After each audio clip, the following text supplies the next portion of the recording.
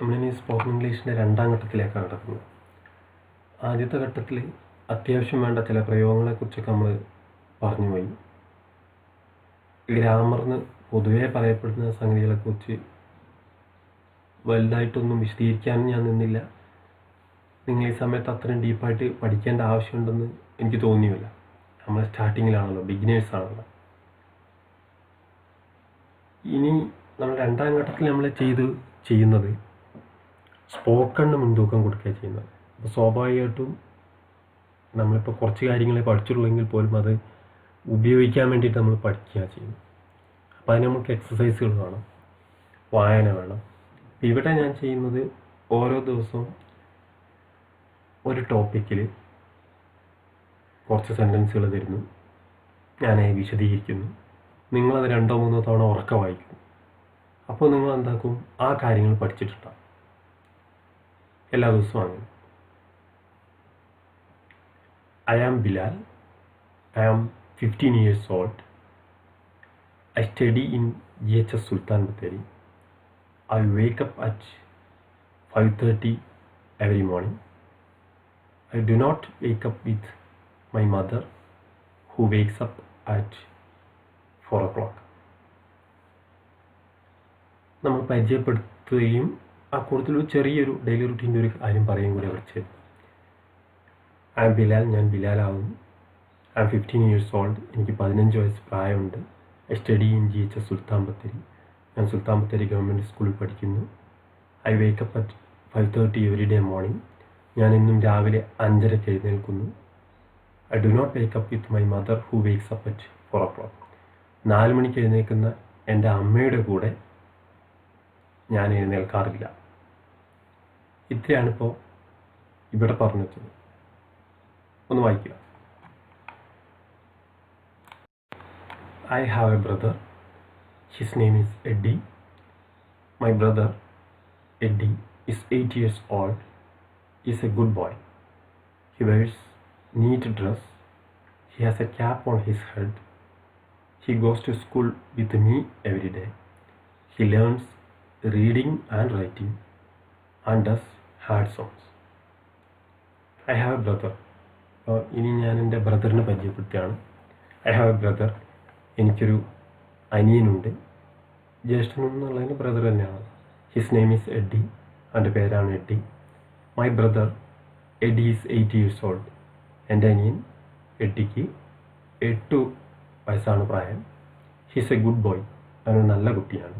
He wears NEET dress, അവൻ വൃത്തിയുള്ള വസ്ത്രങ്ങൾ ധരിക്കുന്നു. He has a cap on his head, അവൻ്റെ തലയിൽ ഒരു തൊപ്പിയുണ്ട്. He goes to school with me every day, അവൻ എന്നും എൻ്റെ കൂടെ സ്കൂളിൽ പോകുന്നു. He learns reading and writing and does hard sums, അവൻ എഴുതാനും വായിക്കാനും പഠിക്കുന്നു, കൂടാതെ പ്രയാസമുള്ള കണക്കുകളും ചെയ്യുന്നു. ഈ നമ്മൾ മുൻപ് പഠിച്ചിട്ടുണ്ട്, റീഡ് എന്നുള്ളതിൻ്റെ കൂട്ടത്തിൽ ING വന്നാൽ ചെയ്തുകൊണ്ടിരിക്കുന്നതാണ് മീനിങ് കിട്ടുക, റീഡിങ് വായിച്ചുകൊണ്ടിരിക്കുന്നതാണ്. പക്ഷെ ഇവിടെ ഹി ലേൺസ് എന്നുള്ളതാണ് വെർബ്. അതിന് പുറകിൽ വന്നുള്ള റീഡിങ് ആൻഡ് റൈറ്റിംഗ് എന്ന് പറയുന്നത് ജെറൻ്റ് ആയിട്ടാണ് പറയുക. അതായത് എഴുത്ത് വായന എന്ന് പറയാറില്ലേ ആ പരിപാടി. റീഡിങ്, റൈറ്റിംഗ്, എഴുത്ത്, വായന, ലാഫിങ്, ചിരി, അതുപോലെ ജെറൻ്റ് എന്നാണ് അതിന് പറയാം. ഹി ലേൺസ് റീഡിങ്, അവൻ വായന പഠിക്കുന്നു. ഹി ലേൺസ് റൈറ്റിംഗ്, അവൻ എഴുത്ത് പഠിക്കുന്നു. ഇങ്ങനെ. He knows how to sing. He draws pictures, എങ്ങനെ പാടണം എന്ന് അവനറിയാം. ഹി ഡ്രോസ് പിക്ചേഴ്സ്, അവൻ ചിത്രങ്ങൾ വരയ്ക്കുന്നു. He does not play in the class, അവൻ ക്ലാസ്സിൽ കളിക്കാറില്ല. ഹി ഡസ് നോട്ട് പ്ലേ, അവൻ ക്ലാസ്സിൽ കളിക്കാറില്ല. He listen to the teacher and obeys her, അവൻ ടീച്ചറെ ശ്രദ്ധിച്ച് കേൾക്കുകയും അനുസരിക്കുകയും ചെയ്യുന്നു. അവിടെ 2 വെർബ് വരുമ്പോഴും 2 ക്രിയകൾ, ഒന്ന് അവിടെ ശ്രദ്ധിക്കുന്നു എന്നുണ്ട്, അനുസരിക്കുന്നു എന്നുണ്ട്. 2 തവണയും അതിൻ്റെ മുമ്പിൽ he listen to teacher and he obeys her എന്ന് പറയേണ്ട ആവശ്യമില്ല. He listen to the teacher and obeys her. At noon we sit under a tree and eat our food together. ഉച്ചയ്ക്ക് ഞങ്ങൾ മരത്തിൻ്റെ ചുവട്ടിലിരുന്നിട്ട് ഒരുമിച്ച് ഭക്ഷണം കഴിക്കുന്നു. ഇവിടെയും ആൻഡ് ഉപയോഗിച്ചിട്ട് എന്താക്കിയിട്ടുണ്ട്, വി, ഞങ്ങൾ എന്ന് പറഞ്ഞിട്ടുണ്ട്.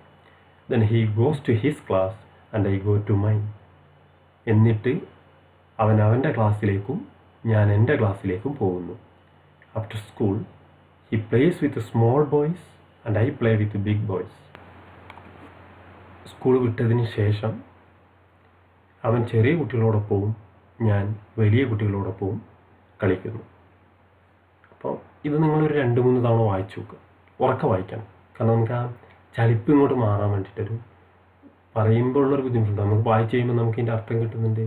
ആരെങ്കിലും ചോദിക്കുമ്പോൾ നമുക്ക് അല്ലെങ്കിൽ പറയുമ്പോൾ കേട്ടാൽ നമുക്ക് മനസ്സിലാവുന്നത് നമുക്ക് പറയാൻ കിട്ടുന്നില്ല എന്ന പ്രശ്നം ഒഴിവാക്കാൻ വേണ്ടിയിട്ടാണ് നമ്മൾ എന്താക്കുന്നത്, ഈ ചെറിയ സെൻറ്റൻസുകളിലൂടെ നിങ്ങളെ ഇംഗ്ലീഷ് മുന്നോട്ട് കൊണ്ടുപോകുന്നത്. എന്നിട്ട് നിങ്ങൾ എന്താക്കണം, ഇത് 2-3 തവണ ഉറക്കെ പറയണം. അപ്പോൾ നമുക്ക് കിട്ടുന്ന അല്ലെങ്കിൽ നിങ്ങൾ വായിക്കുന്നതൊക്കെ കുട്ടികൾ മുമ്പ് ബാലരമയൊക്കെ വായിക്കുന്ന ആൾക്കാർക്ക് ഉറക്കെ, അല്ലെങ്കിൽ നമ്മൾ തന്നെ. അപ്പോൾ അതുപോലെ ഉറക്കെ പറയുക. ആരില്ലാത്തതാണെങ്കിൽ നിങ്ങൾക്ക് കുറച്ചും കൂടി കോൺഫിഡൻസ് ഉണ്ടാവുമല്ലോ. അപ്പോൾ ഇങ്ങനെ ഉറക്കെ പറഞ്ഞിട്ട് നമ്മളത് ശീലമാക്കണം. ഇംഗ്ലീഷ് ഇങ്ങനെ സംസാരിച്ച് നമ്മളെ വായിൽ നിന്ന് ഇങ്ങനെ ഓട്ടോമാറ്റിക്കായിട്ട് വന്നുകൊണ്ടിരിക്കണം. അതാണ് നിങ്ങളിവിടെ ചെയ്യേണ്ടത്. Thank you.